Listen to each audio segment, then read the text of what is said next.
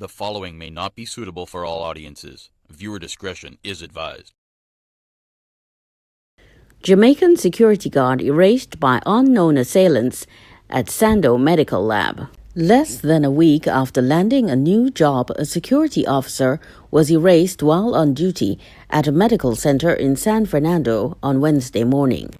Tojay Ricketts, 28, a Jamaican national who was employed at Travtech Security Services, died at the scene after being ambushed. The police had initially given his address as Indian Walk, but inquiries later revealed that he lived in Mon Repo, San Fernando. Police said around 1:25 a.m., Ricketts was standing in the car park at Saul's Medical Associates along SS Erin Road, Philippine, when a dark-colored vehicle pulled up and the assailants alighted. Ricketts took off running as the assailants opened fire on him. He collapsed and died a short distance away. The assailants then escaped in the vehicle. However, police said CCTV footage showed a second vehicle nearby. Police said Ricketts was only employed at the security company for 5 days, and it was the first time he was posted at the medical center. While investigators believe that Ricketts was a target, they are still trying to determine a motive. Speaking briefly over the telephone, Ricketts' girlfriend said he had been living in Trinidad for the past 3 years. She said she was 2 months pregnant with his child and he has 3 other children from a previous relationship. She said she was not feeling well and was not in a position to give an interview. Guardian Media reached out to the doctor who owns the center, but he declined to comment. The medical center was open for business yesterday. Police retrieved 8 9mm spent shells and a cell phone at the scene. ASP Jaikaran, ASP Bertie, Inspector Phillip, and other officers attached to the Southern Division visited the scene. Homicide Bureau of Investigation's Region 3 officers are investigating.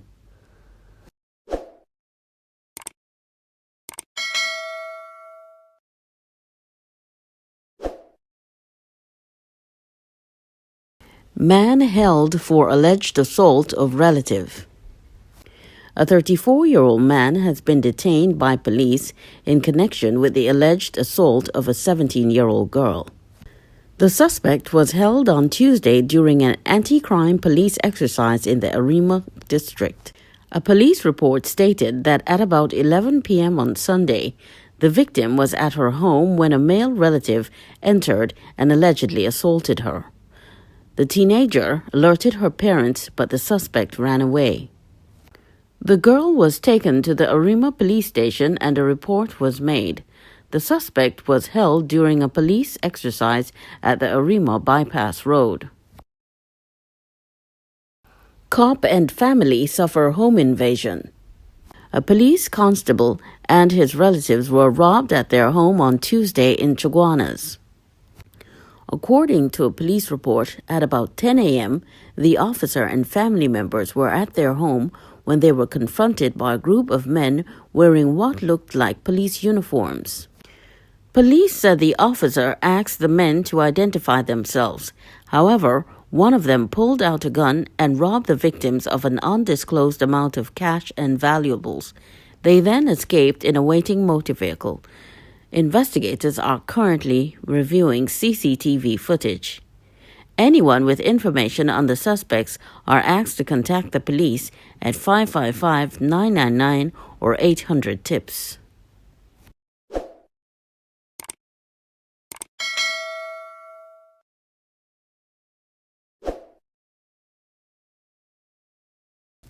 Police investigate school dispute videos on social media.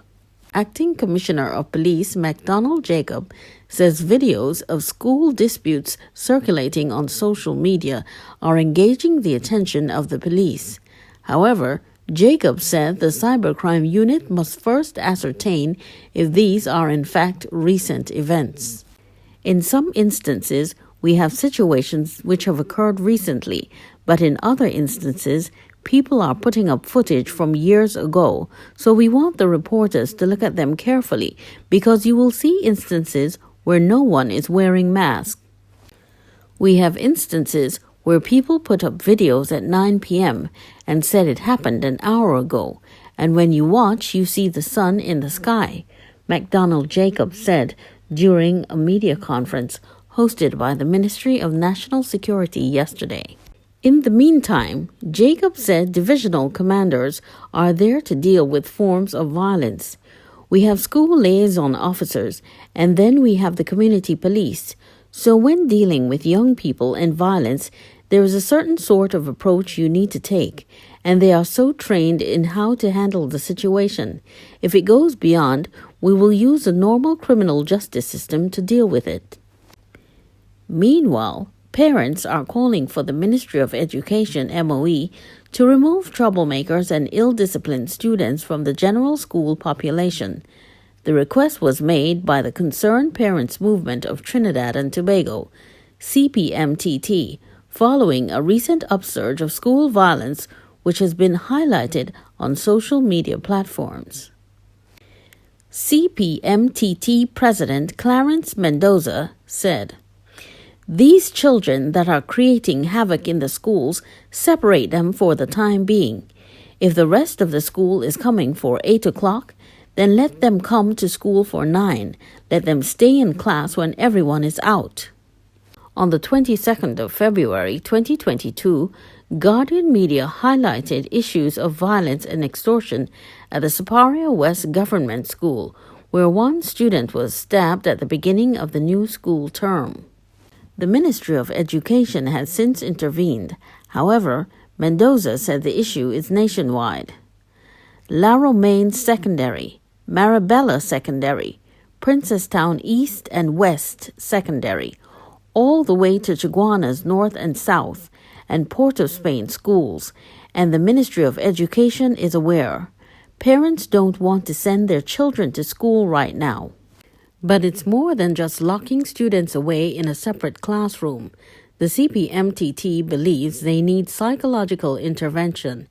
Its president said poor mental health is a driving factor in their behavior. Mendoza added that what has been seen over the past few days is what happens when children are just brought back into the system without giving them the avenues and tools to process the pandemic. We should have known what the effects have done to our children.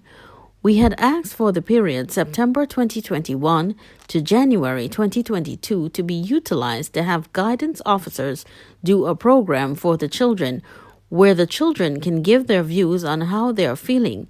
How are things at home? Did they even have food at home? The CPMTT is also calling for return of sports programs in the schools, as patterns of violence show that it is most prevalent in schools where the bulk of its yearly intake are students who scored below 30 in the Secondary Entrance Assessment SEA examinations. The group said the reintroduction of technical vocational studies is also an integral tool to combating violent behavior. They need an avenue.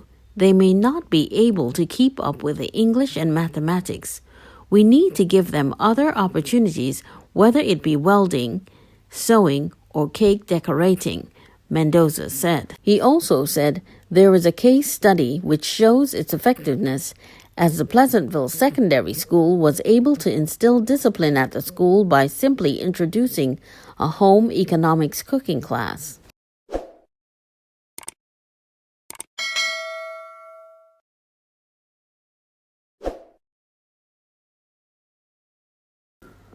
Wife who survived husband's assault still hospitalized.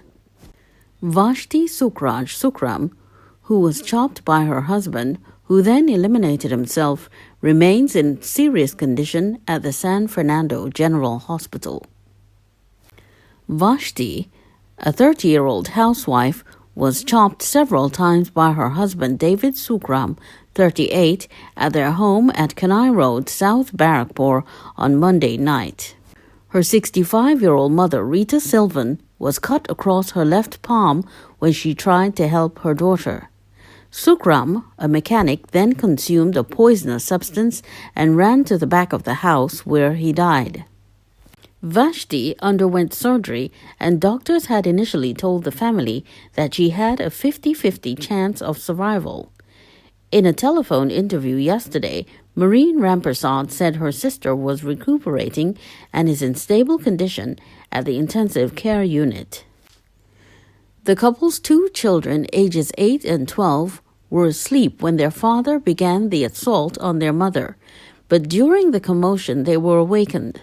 The ambulance took about 30 to 40 minutes to arrive at the home, during which time Vashti was in and out of consciousness. Relatives were confused as to what triggered David Sukram's actions, as they described him as a non-violent person. However, they said the couple had a previous argument which resulted in him leaving the home last Thursday. Barrackpore police are investigating.